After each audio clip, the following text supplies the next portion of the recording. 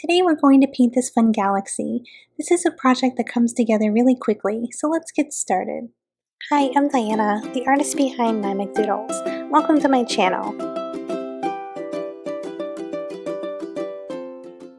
For this project, you'll need a few things. You can use these galaxy paint swatches that I've created specifically for this tutorial. You can download it free from my website. You also can get this night sky brush where you can make these nice stars really easily with this fun brush, and the cotton candy brush, which will help us to paint in our sky. All of these resources are available over on my website, dianamcdermott.com, and you can go into the Doodle Squad tab to download these items from the library. If you're not a member yet, go to the Freebies tab and you can sign up from there to access the full library, and there's these freebies that are available right on this page as well. The other brush that we may be using a little bit in this illustration is this Fluffy Edges brush. So if you don't have that one yet, you might want to hop over to the freebies section and download that. This is the reference photo I'll be using for today's project.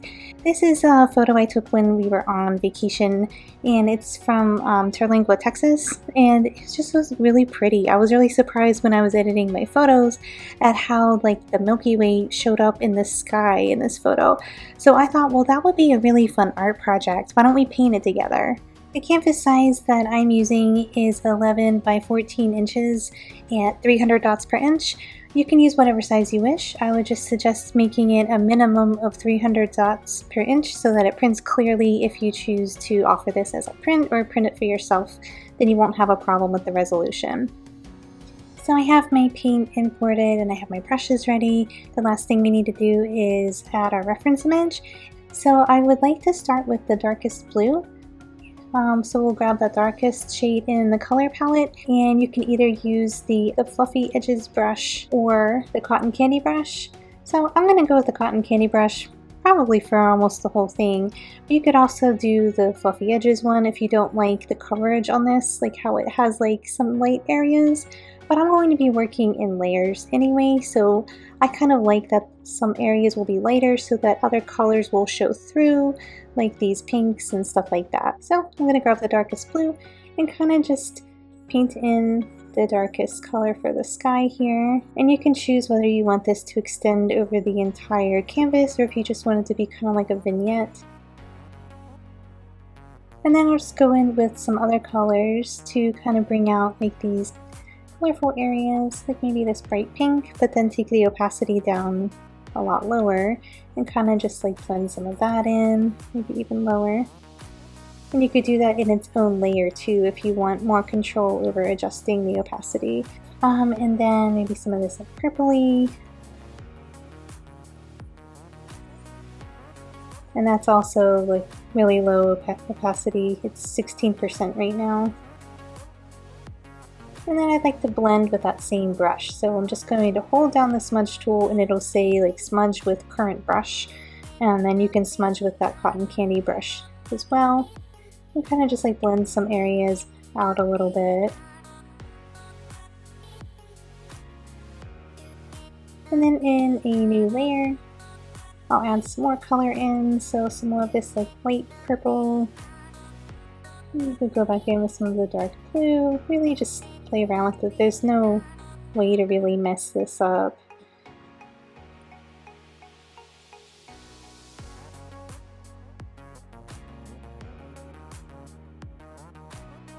And then I want to make sure to include like these really bright and light areas there, just like the photo. So I'll use this like peachy color here.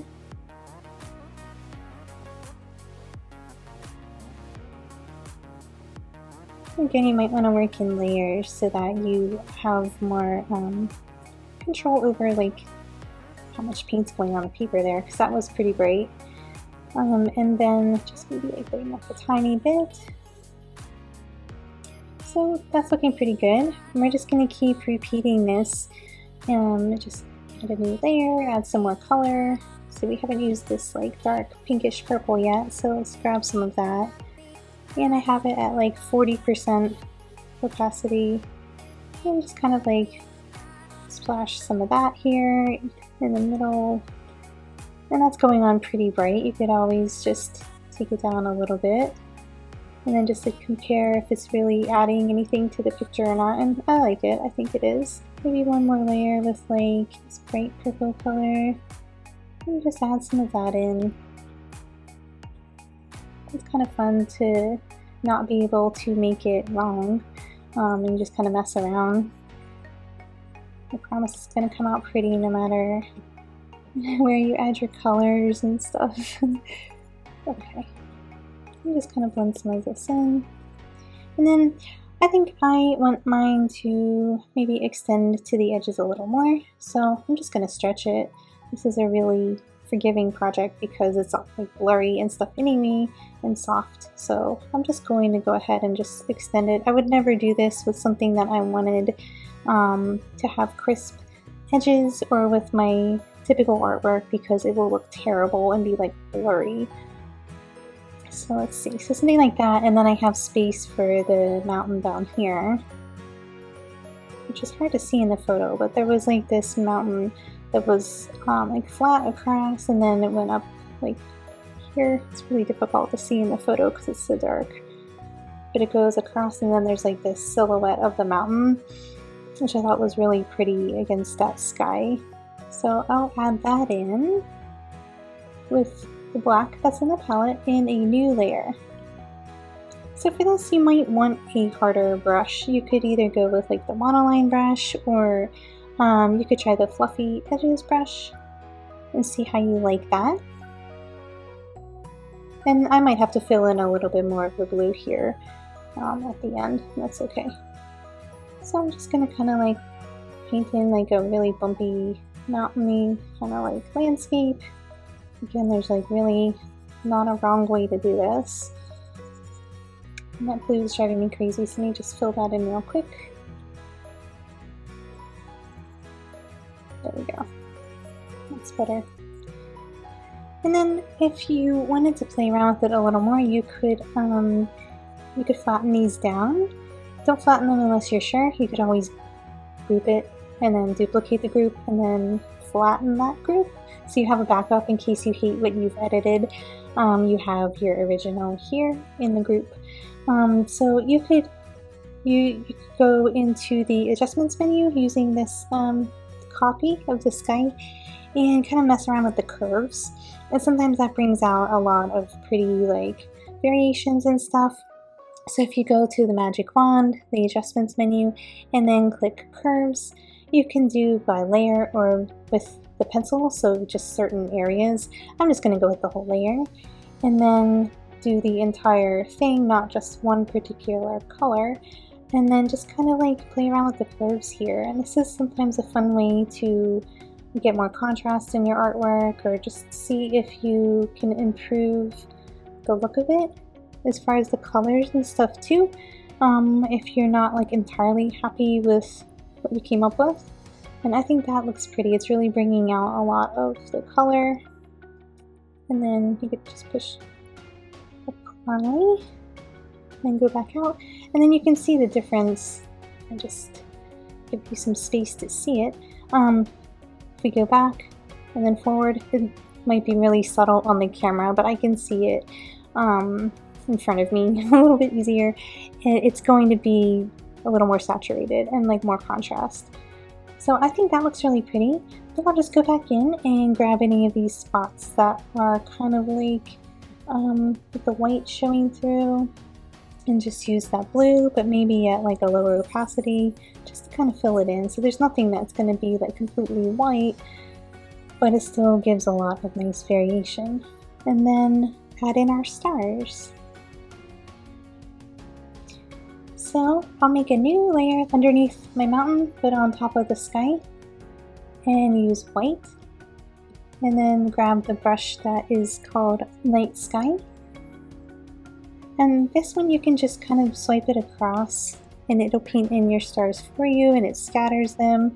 You could press harder and they'll get brighter and more scattered, or press light, and it makes it really easy to paint in all of these stars without having to do like individual dots or anything weird. And it gives a subtle glow around the star too. And I think that is looking really pretty.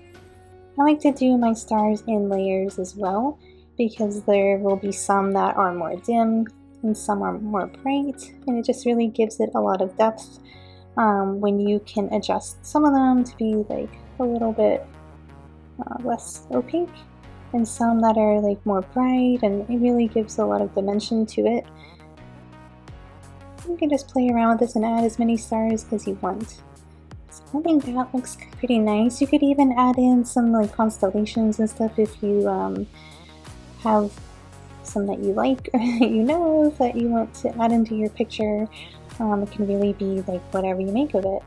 I'm gonna leave mine like this, where it goes completely from one edge to the other, but you could always use like a layer mask or something like that to like mask off a shape, or kind of like a wash, and then maybe even like have your mountain coming out of the vignette and have it like extend out of the border. I think that would look really pretty. That'll do it for today. I'd love to see what you made, so tag me on Instagram if you posted, and I will see you for the next tutorial. Thanks for watching. See you next time.